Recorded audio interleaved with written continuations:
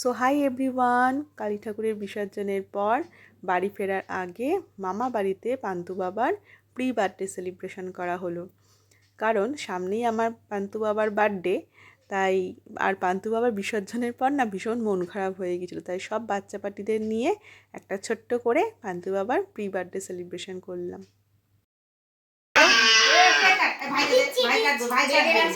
ওকে দে, ছুরি দে। হ্যাঁ, দুজন সবাই চারজনে ধর। হ্যাঁ ধর, কাটো কাটো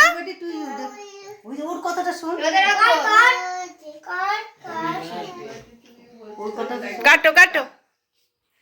বলো হ্যাপি বার্থডে টু ইউ। হয়েছে, এবার খাওয়াও।